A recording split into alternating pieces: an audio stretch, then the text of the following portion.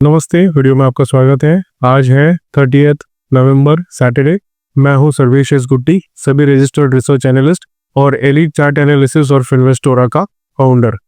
आज के इस वीडियो में हम पिरामल फार्मा इस पर्टिकुलर कंपनी का फंडामेंटल और टेक्निकल ओवरव्यू करेंगे 5 मिनट 6 मिनट के अंदर अंदर, ताकि एक हमें आइडिया आ जाए कि किस तरीके से ये जो कंपनी है पिरामल फार्मा लिमिटेड फंडामेंटली और टेक्निकली कितनी स्ट्रांग है और कितनी वीक है, या किस लेवल पे इसको स्ट्रेंथ मिल रहा है, किस लेवल पे इसको स्ट्रेंथ नहीं मिल रहा है।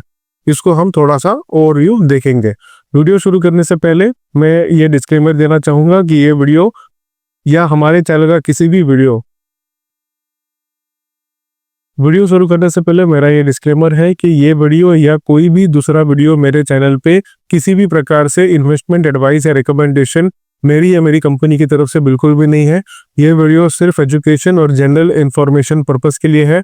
तो कृपया करके इस वीडियो को देख करके या मेरे चैनल के किसी भी अन्य वीडियो को देख करके अपने ट्रेडिंग या इन्वेस्टिंग का डिसीजन ना ले। आप अपना खुद का रिसर्च करें और या फिर आप किसी भी सेबी रजिस्टर्ड इन्वेस्टमेंट एडवाइजर की सलाह लें। और अगर आप मेरे चैनल पे नए हैं और स्टॉक मार्केट में इंटरेस्ट रखते हैं तो मेरे चैनल को जरूर सब्सक्राइब करें, बेल आइकन भी दबाइए। तो चलिए पिरामल फार्मा लिमिटेड का फंडामेंटल ओवरव्यू का शुरुआत करते हैं। तो यहाँ पे मैं इस पे क्लिक करता हूँ। अभी आप देख सकते हो कि जो पिरामल फार्मा का ओवरऑल मार्केट कैप है वो 35,000 करोड़ का है। ठीक है, यहाँ पे आप देख सकते हो 35,600 करोड़ का मार्केट कैप है। एंटरप्राइज वैल्यू जो है 39,000 करोड़ के आसपास है और स्मॉल कैप कैटेगरी का ये स्टॉक है। अगर हम बात करें अर्निंग्स पर शेयर की, तो अर्निंग्स पर शेयर जो है कंपनी का 0.34 है। अब जो मेन चीज यहाँ पे देखने जैसी है वो है कि इसका पीई रेशो, और यहाँ पे आप देख सकते हो कि जो कंपनी का पीई रेशो है 785 का पीई रेशो है, जबकि इंडस्ट्री का पीई रेशो सिर्फ 41 है। तो ये देखकर ही हमें सिंपल एक आइडिया आ जाता है कि कंपनी का जो अभी स्टॉक का प्राइस चल रहा है वो अपने इंडस्ट्री के कंपैरिजन में काफी ओवर वैल्यूड है। ऐसा हम सिर्फ पीई रेशो को देख करके एक सिंपल अजम्पशन या एनालिसिस कर सकते हैं। ठीक है, तो 785 का पीई रेशो काफी हाई पीई रेशो है इंडस्ट्री के कंपैरिजन में, जो कि 42 का पीई रेशो है इंडस्ट्री का। प्राइस टू बुक वैल्यू अगर हम देखेंगे तो 4.5 का है, डिविडेंड 0.04 के आसपास है। अगर हम रेशोज की बात करें तो यहाँ पे आप देख सकते हो कि जो रिटर्न ऑन इक्विटी है वहां पे 2021 में 14 या ऑलमोस्ट 15 के आसपास रिटर्न ऑन इक्विटी था।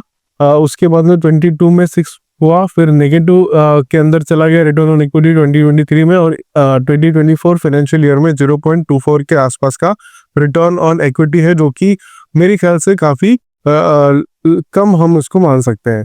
अगर रिटर्न ऑन कैपिटल एम्प्लॉयड देखेंगे तो यहाँ पे आप देख सकते हो कि 2021 में 13 का रिटर्न ऑन कैपिटल एम्प्लॉयड है, 22 में 7 और 23 में 1.95 और 2024 पे 5 के आसपास के रिटर्न ऑन कैपिटल है। तो यहाँ पे भी थोड़ा बहुत इम्प्रूवमेंट आ सकता है कंपनी के अंदर, बिकॉज फिलहाल जो है आरओसी इतना ज़्यादा नहीं है कंपनी का। अगर हम सॉल्वेंसी रेशो की बात करें तो यहाँ पे आप देख सकते हो कि सॉल्वेंसी रेशोज के अंदर डेट टू इक्विटी रेशो जो होता है वो सबसे इम्पोर्टेंट होता है। तो डेट टू इक्विटी रेशो अगर हम देखें तो कंपनी का जो रेशो था डेट टू इक्विटी 2021 में 0.5 था, फिर 0.6 हुआ, फिर 0.81 हुआ, और 2024 में अभी 0.58 है। तो ऑलमोस्ट हम कह सकते हैं कि फ्लैट है debt to equity ratio. And अगर हम ओवरऑल कंपनी की प्रॉफिटेबिलिटी की बात करें तो कंपनी के अंदर हम एफिशिएंसी रेशो की तरफ चले तो आप देख सकते हो कि profit before interest depreciation and taxation का जो मार्जिन है वो 2021 में 22% था, फिर घट के 16 हुआ 22 में, फिर घट के 23 में 10% हुआ, और पिछले फाइनेंशियल ईयर में ऑलमोस्ट 14.5 के आसपास जो है profit before interest depreciation and taxation का मार्जिन है इस कंपनी में।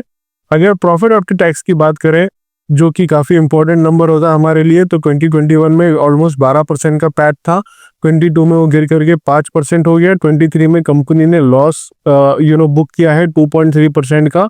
एंड यहाँ पे आप देख सकते हो कि 2024 में 0.19 है, basically kind of no profit no loss के आसपास जो है, ब्रेक इवन के आसपास जो है 2024 के अंदर फाइनेंशियल के अंदर कंपनी ने प्रॉफिट आफ्टर टैक्स को रिपोर्ट किया हुआ है। अगर हम बात करें प्रॉफिट एंड लॉस स्टेटमेंट की, यहाँ पे आप देख सकते हो कि नेट सेल्स जो है कंपनी का, नेट सेल्स ग्रो हो रहा है। 2021 में 6,300 करोड़ का सेल्स था, फिर 6,500 हुआ 22 में, फिर 7,000 करोड़ हुआ, और 8,000 में सॉरी 2023 में 8,000 करोड़ के आसपास जो है कंपनी का सेल्स था।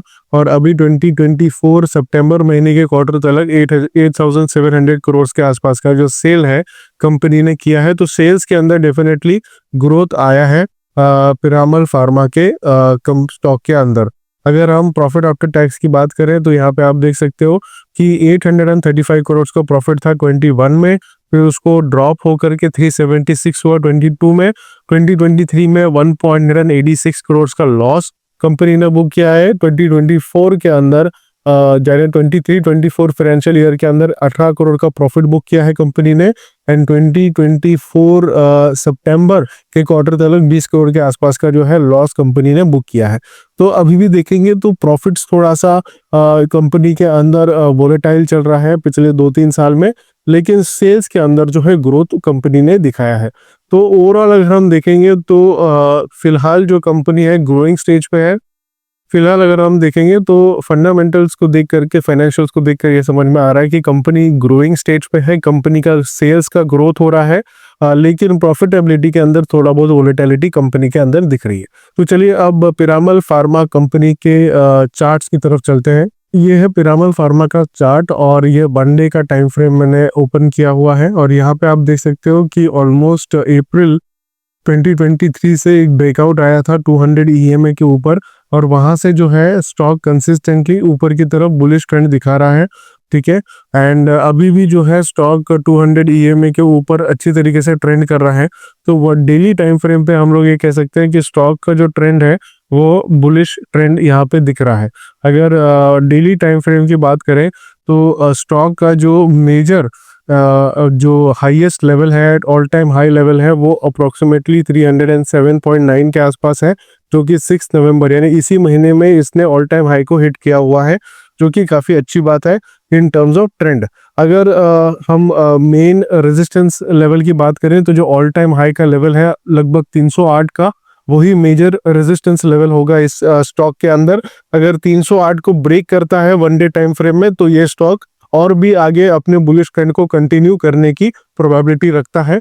या फिर अगर 308 के नंबर पे जा करके हिट होता है और फिर से नीचे की तरफ आता है, एक डबल टॉप फॉर्मेशन बनाता है, तो फिर 200 EMA को ये हिट कर सकता है आने वाले कुछ दिनों में। तो 308 का जो रेजिस्टेंस का जो लेवल है वो काफी क्रूशियल लेवल है। अगर इसको बाईपास करता है तो ट्रेंड, बुलिश ट्रेंड कंटिन्यू होगा। अगर वहां पे हिट होके नीचे की तरफ आता है तो 200 EMA को हिट करने के लिए थोड़ा बहुत करेक्शन इस स्टॉक में आ सकता है। ये अभी के डेली टाइम फ्रेम के चार्ट में दिख रहा है। अगर हम वीकली टाइम फ्रेम पे चले तो यहाँ पे आप देख सकते हो कि वीकली टाइम फ्रेम के अंदर भी स्टॉक काफी बुलिश ट्रेंड दिखा रहा है। ये जो स्टॉक है पिरामल फार्मा का, इसने अक्टूबर 2022 में अपना लिस्टिंग आया था इसका 195 के आसपास। जब से लिस्ट हुआ था वहां से अगर आप देखेंगे तो ऑलमोस्ट 60-70% का ड्रॉप इस स्टॉक के अंदर आया था ऑलमोस्ट 160 दिन के अंदर अंदर। लेकिन वहां से अगर आप देखेंगे तो ऑलमोस्ट मार्च 2023 से स्टॉक ने एक फिर से रिकवरी ली है, पुल बैक आया है एंड अपने लिस्टिंग गेन्स के ऊपर, यानी सॉरी लिस्टिंग प्राइस के ऊपर चला गया है।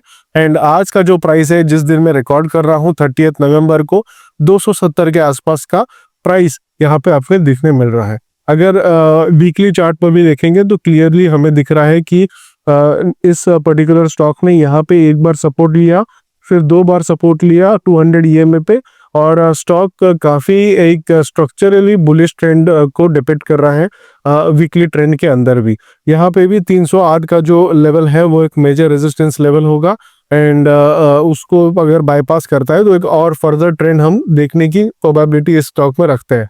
अगर मंथली चार्ट पे देखेंगे तो मंथली चार्ट के अंदर भी एक बुलिश ट्रेंड ही हमें देखने मिल रहा है। काफी क्लियरली आप देख सकते हो कि मई 2023 से एक रिकवरी आना स्टार्ट हुई थी, और मई 2023 से अगर हम देखें तो आज के दिन में ऑलमोस्ट 230% का एक उछाल इस स्टॉक के अंदर हमें देखने मिला है। तो काफी ट्रेंड जो है बुलिश ट्रेंड है स्टॉक के अंदर फिलहाल, और पिछले आप कह सकते हो कि 1 से 1.5 साल में इस स्टॉक के अंदर एक बुलिश ट्रेंड सस्टेन हुआ है। अब आगे सस्टेन होगा या नहीं होगा वो 308 का जो रेजिस्टेंस लेवल जो मैंने आपको बताया उसके ऊपर डिपेंड करेगा। अगर 308 का रेजिस्टेंस जो लेवल है उसको ब्रीच करके ऑल टाइम हाई नया बनाता है स्टॉक, तो फिर आगे और बुलिश ट्रेंड की प्रोबेबिलिटी रखता है। अगर 308 का रेजिस्टेंस काफी अच्छे से स्टैंड करता है और उसके ऊपर प्राइस मूव नहीं कर पाता है तो फिर से एक नीचे की तरफ करेक्शन आ सकता है और अपना 200 EMA के लेवल पे आने की काफी चांसेस है। और फिलहाल जो 200 लेवल का EMA का जो लेवल है मंथली चार्ट पे वो लगभग 195 के आसपास है। तो 308 का जो लेवल है वो काफी इंटरेस्टिंग लेवल होगा इस स्टॉक को ऑब्जर्व करने के लिए। तो ये था बेसिक एनालिसिस फंडामेंटल और टेक्निकल इस पर्टिकुलर स्टॉक पीरामल फार्मा का। फंडामेंटली कंपनी ग्रो हो रही है, हालांकि प्रॉफिट आफ्टर टैक्स के अंदर वोलेटिलिटी देखने मिल रही है। कंपनी के अंदर जो है आप कह सकते हैं कि टेक्निकल एस्पेक्ट में डेली, मंथली और वीकली तीनों टाइम फ्रेम में एक बुलिश सेंटीमेंट बना रहा है पिछले 1 से 1.5 साल में। 308 का जो लेवल है, जो ऑल टाइम हाई का लेवल है, वो मेजर रेजिस्टेंस लेवल है।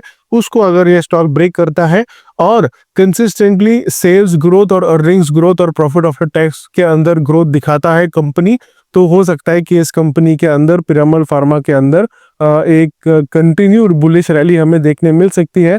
अगर वैसा नहीं होता है, सेल्स के अंदर थोड़ा सा कम हो जाता है, सेल्स कम हो जाते हैं या प्रॉफिट आफ्टर टैक्स नहीं आता है एक्सपेक्टेशन के हिसाब से, तो हमें कहीं ना कहीं एक करेक्शन आने की चांसेस यहाँ पे देख सकते हैं। तो ये एक इंटरेस्टिंग स्टॉक है जिसको आप अपने वॉच लिस्ट में ऐड करके रख सकते हैं आपके खुद के रिसर्च के लिए। एंड ऑब्वियसली फिर से डिस्क्लेमर बताना चाहूंगा कि ये वीडियो किसी भी प्रकार से इन्वेस्टमेंट एडवाइस या रिकमेंडेशन इस स्टॉक या किसी भी अन्य स्टॉक के लिए नहीं है। आपके लिए ये सिर्फ एक रिसर्च टूल करके है जिससे बेसिस पे आप अपना खुद का रिसर्च आगे कंटिन्यू कर सकते हैं और आपको अपना खुद का ट्रेडिंग या इन्वेस्टिंग का डिसीजन लेना है। ठीक है, तो अगर आपकी वीडियो का अंदर की इंफॉर्मेशन अच्छी लगी, यूजफुल लगी, तो जरूर इस वीडियो को लाइक कीजिए। आपके जो भी क्वेश्चंस है, डाउट्स है, जो भी आपको शेयर करना है वो आप कमेंट सेक्शन में जरूर बताइए, हमें भी पढ़ने में ज्यादा इंटरेस्ट होगा। और अगर आप नए हैं मेरे चैनल पे और आप स्टॉक मार्केट में, फाइनेंशियल मार्केट्स में इंटरेस्ट रखते हैं तो मेरे चैनल को सब्सक्राइब जरूर कीजिए, क्योंकि मैं डेली बेसिस पे स्टॉक मार्केट और फाइनेंशियल मार्केट से रिलेटेड वीडियोस, काफी इंफॉर्मेटिव वीडियोस आपके लिए लाता रहता हूँ। तो चलिए, आज का इस वीडियो के लिए समय देने के लिए धन्यवाद। अगले वीडियो में मिलते हैं, तब तक के लिए गुड बाय।